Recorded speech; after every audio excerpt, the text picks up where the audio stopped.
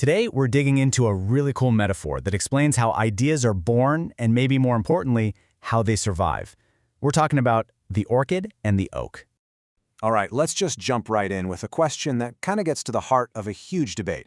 You ever wonder why some of the most influential ideas out there, think something like disruptive innovation, get brushed off by some people as just, anecdotes? Well, there's a really interesting reason why that happens, and it tells us a ton about what we value as real knowledge. So, in the academic world, there's one king, and its name is rigor. Everything is built on these super-controlled, peer-reviewed studies. If your idea doesn't come from that world, if it comes from, say, actual real-world practice, it often gets slapped with a label like soft, or even worse, journalism. But what if that whole way of thinking misses the point entirely? Think about it. So many of the biggest, most game-changing ideas in business didn't start in a sterile lab. Nope. They grew out of getting your hands dirty, deep in the trenches of actual practice.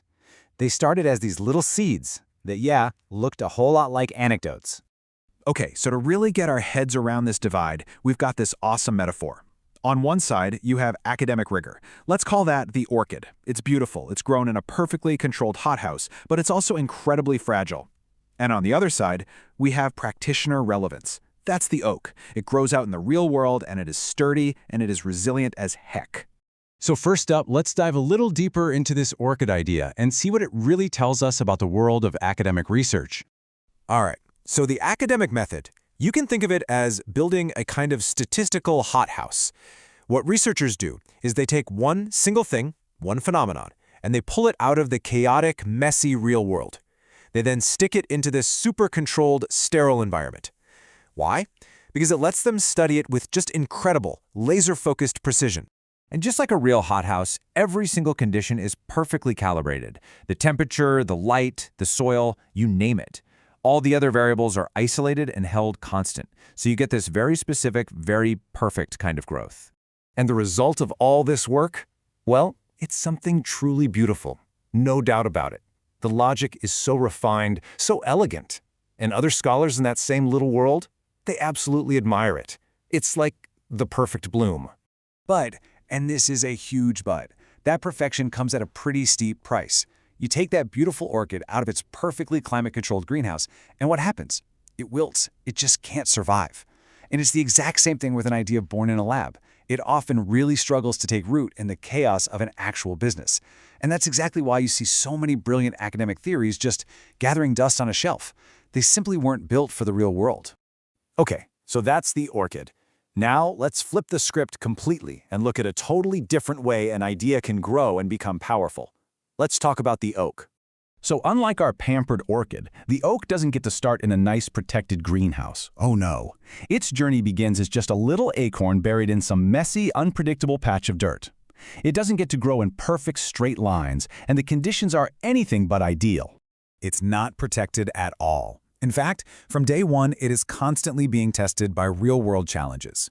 We're talking droughts, crazy storms, winds, disease, plus all the competition from everything else trying to grow around it. Seriously, every single day is a fight for survival. And here's the really cool part, the key insight. The oak becomes so strong and sturdy because it had to face all that stuff, not in spite of it. Every storm, every drought, it forces the oak to adapt, to dig its roots deeper, to learn how to survive. It literally earns its resilience. And that is exactly how these big practitioner-led ideas develop. They aren't refined in some quiet, controlled study. They're refined in the messy reality of boardrooms, in tough conversations with executives, and by being stress-tested over and over again in real-world applications. Okay, so let's get concrete here. Let's look at some real examples of how this actually works. Because this isn't just a cute metaphor. This is the real story behind some of the most powerful ideas in modern business. Let's take disruptive innovation. That idea started as a tiny acorn, just a simple pattern that Clayton Christensen noticed in the disk drive industry. But he didn't just plant it in a pot. He took it out into the wild. He spent years testing it, evolving it, applying it to totally different fields like steel, healthcare, and education. It weathered all kinds of storms, criticism, misapplication, and what happened? It grew into a mighty oak, a super robust framework that managers today use to make huge decisions. And it's the same story with lean manufacturing. That wasn't dreamed up in some university lab. Nope, it grew from a deep, obsessive study of something real and alive, the Toyota production system. And it was then adapted and refined for decades as countless other companies tried to make it work for them. So at the end of the day, the #1 value of these oak ideas is their utility. Can you use them? Do they actually help people make better decisions in our messy, uncertain world? That's the real test.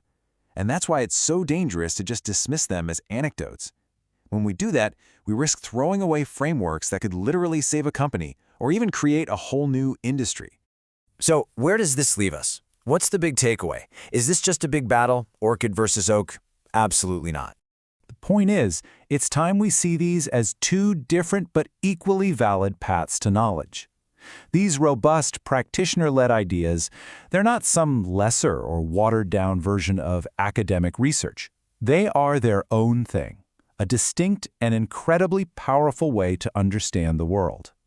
Look, the goal here isn't to tear down the hothouse and only plant oaks. It's not about replacing one with the other. The incredible precision of the orchid and the rugged resilience of the oak, they're complementary. They actually need each other. They serve different purposes, and when you put them together, you get a much, much richer picture of how things really work. And that really brings us to the final point. We don't have to choose. In fact, we shouldn't choose. A truly healthy ecosystem of ideas needs both. It needs the delicate, carefully grown beauty of the orchid, and it needs the tough, time-tested strength of the oak. So that leaves us with one last really big question to chew on. How do we build a world, not just in business or academia, but everywhere, that actually values and grows both types of knowledge? How do we cultivate an entire forest of ideas instead of just a single protected hothouse? That's really the challenge for all of us, isn't it? Thanks for joining me for this one.